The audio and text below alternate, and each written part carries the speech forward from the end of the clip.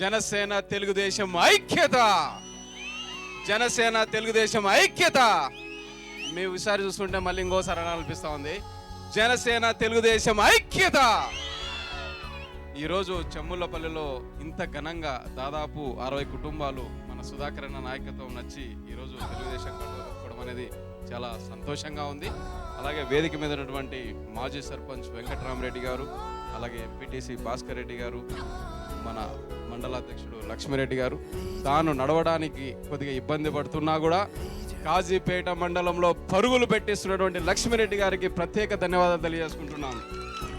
అలాగే వేదిక మీద ఉన్నటువంటి బాలకొండారెడ్డి గారు, హజరత్ గారు, కృష్ణారెడ్డి గారు ఈరోజు ఈ వేదికను ఏర్పాటు చేసి ఈ యొక్క ప్రోగ్రామ్ని ఆర్గనైజ్ చేసి ఎంతో ఈరోజు ఇంతమందిని ఇక్కడికి చేరేందుకు దోహదపడినటువంటి చింతకుంట సుబ్బరాయుడు గారు, అలాగే చింతకుంట సుభాన్ బాషా గారు, వీరికి ప్రత్యేక ధన్యవాదాలు తెలియజేసుకుంటున్నాం. అలాగే ఆలమూరు కుటుంబ సభ్యులు, కొప్పకుంట కుటుంబ సభ్యులు, కొట్లూరు, బాక్రాపేట, తప్పెట, మూలపాక కుటుంబీకులందరూ కలిపి దాదాపు ఈరోజు 60 కుటుంబాలు ఈరోజు సుధాకర్ అన్న నాయకత్వం నచ్చి తెలుగుదేశంలో చేరినందుకు ప్రతి ఒక్కరికి స్వాగతం సుస్వాగతం తెలియజేసుకుంటున్నాం. ఇదంతా చూస్తుంటే వార్ వన్ సైడ్ అయినట్టు అనిపిస్తా ఉంది. సుధాకర్ అన్నకు ఈ పంచాయతీలో మొత్తం ఓట్లన్నీ ఈయనకే వస్తాయనిపిస్తా ఉంది. చాలా సంతోషంగా ఉంది. ఈరోజు ఇంత ఘనంగా ఇంతమంది చెమ్ములపల్లె వాసులంతా, పిల్ల పెద్దలు అందరూ వచ్చి ఈ సభ ముందర కూర్చున్నందుకు ప్రతి ఒక్కరికి పేరు పేరున ధన్యవాదాలు తెలియజేసుకుంటున్నాం. మన సుధాకర్ అన్న కంపల్సరిగా ఎమ్మెల్యే కావాలి. ఎందుకంటే ఇప్పటికీ ఇద్దరు, ఒకరు 6 సార్లు, ఒకరు 4 సార్లు అయ్యారు. మైదుకూరులో ఎటువంటి అభివృద్ధి అనేది జరగలేదు. అంతో ఎంతో అభివృద్ధి జరిగింది అంటే అది మన సుధాకర్ అన్న చలవే. దాదాపు 950 కోట్ల రూపాయలు అధికారంలో లేకపోయినా కూడా మైదుగురికి తెప్పించారు.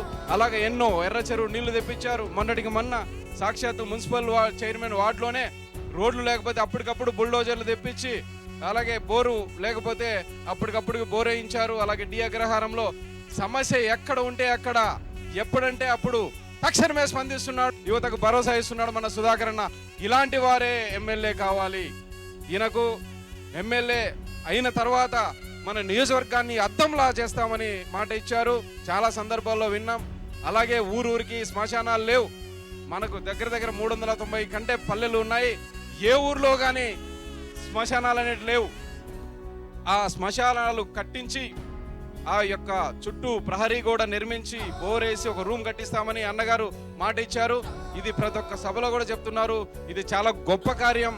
మన పెద్దలకు ఎవరైనా తనువు చాలిస్తే ఖచ్చితంగా శ్మశానాలు అనేవి ఉండాలి. అవి లేవు కాబట్టి ఈయన అన్నగారు గుర్తించి సుధాకర్ అన్నగారు ప్రతి ఒక్క సభలో కూడా మాట ఇస్తున్నారు. అలాగే పరిశ్రమలు తెస్తామన్నారు, ఇంజనీరింగ్ కాలేజ్ తెస్తామన్నారు. అలాగే ఇప్పుడు మన రైతులంతా దాదాపు ఈ చెమ్ములపల్లె వాసులు వరి, చెరకు, పసుపు ఇదంతా వేస్తూ ఉంటారు. కానీ ఈసారి మిచంగు తుఫాన్ అని, నివర్ తుఫాన్ అని మన రైతుల్ని అతలాకుతలం చేశారు.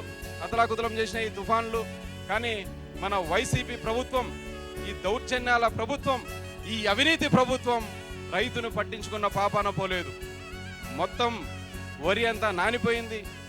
వరి నానిపోయి గింజలు మొలకెత్తాయి, రంగులు మారాయి. అయినా కూడా ప్రభుత్వం ఏమాత్రం తీసుకోలేదు. అసలు మనకు కేసీ కెనాల్ అనేది చాలా ప్రధాన కాలువ, తాగునూరు ఇవ్వలేదు, సాగునూరు ఇవ్వలేదు.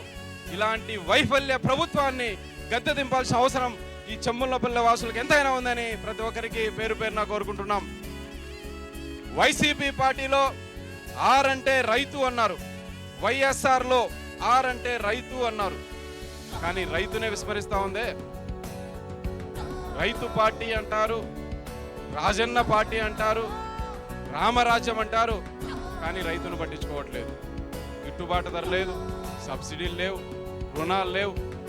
రైతుల్ని నడ్డి విరిచిన పార్టీ ఏదన్నా ఉందంటే అది వైసీపీ ప్రభుత్వమే. దీన్ని ఎలాగైనా సరే ప్రతి ఒక్క రైతు గుర్తు పెట్టుకొని మనం గద్దె దింపాలి. అలాగే యువత ఇక్కడ ఇంతమంది ఉన్నారు, అందరూ చదువుకున్నారు. యువతకు పరిశ్రమలు లేవు, ఉద్యోగాలు లేవు.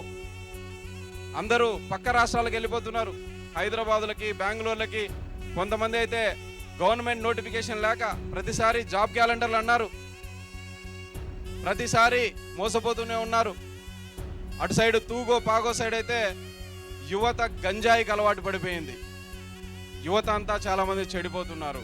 ఉద్యోగాలు లేవు, ఏం లేవు. వాళ్ళని పట్టించుకున్న ప్రభుత్వాన్ని అసలు ఒక పాపన్న పోవట్లేదు. కొంతమందికి వయోపరిమితి పెరిగిపోయి ఎలిజిబిలిటీ లేక పొట్టకూటి కోసం కూలి పనులకు కూడా వెళ్తున్నారు. కొంతమంది చాలా బాధపడుతున్నారు, తల్లిదండ్రులకు భారం అయిపోతున్నామే అని. కాబట్టి అటు రైతుల్ని ఇటు యువతని పెడచెవిన పట్టిన ఈ ప్రభుత్వాన్ని ప్రతి ఒక్కరూ గద్దె దింపాలని పేరు పేరున కోరుకుంటున్నాం. ఇప్పటికీ చాలాసార్లు వైసీపీ వాళ్ళ అధినాయకుడు కానీ, వాళ్ళ యొక్క మంత్రులు కానీ, వాళ్ళ యొక్క ఎమ్మెల్యేలు కానీ, వాళ్ళ యొక్క కార్యకర్తలు కానీ ఒక్క ఛాన్స్ అని మనల్ని మభ్యపెట్టారు. ఈసారి ఒక్క ఛాన్స్ అంటే ఇస్తారా ప్రజలారా? ఒక్క ఛాన్స్ అంటే ఇస్తారా? ఒక్క ఛాన్స్ ఇద్దాం. ఎందుకు? జైల్లోకి వెళ్ళడానికి, ఆయన్ను జైలుకి పంపించడానికి ఒక్క ఛాన్స్ ఇద్దాం. ఆయన యొక్క వైసీపీ ప్రభుత్వాన్ని గద్దె దింపడానికని ప్రతి ఒక్క ప్రజలు ఈ విధంగా మూకుమ్మడిగా పలుకుతూ ఎలాగైనా సరే వైసీపీ ప్రభుత్వాన్ని ఓడించాలని కంకణం కట్టుకున్నారు. ఈ యొక్క గ్రామ ప్రజల్ని పేరు పేరున కోరుకున్నది ఏంటంటే, మన సుధాకర్ అన్న ఎప్పుడో గెలిచారు, కానీ ఇప్పుడల్లా కావాల్సింది ఏంటంటే అత్యధిక మెజారిటీ. వైసీపీ ప్రభుత్వ వైఫల్యం ఎంత ఉంది? 50,000 మెజారిటీతో ప్రతి ఒక్కరు ఓట్లేసి అన్ని ఓట్లు గంపగుత్తగా సుధాకర్ అన్నకు ఎమ్మెల్యేగా వేసి ఖచ్చితంగా ఆయన ఎమ్మెల్యే చేయాలని ప్రతి ఒక్కరిని పేరు పేరున కోరుకుంటూ సెలవు తీసుకుంటున్నాను. జై జనసేన, జై తెలుగుదేశం, జై పవన్ కళ్యాణ్ గారు, జై సుధాకర్ అన్న.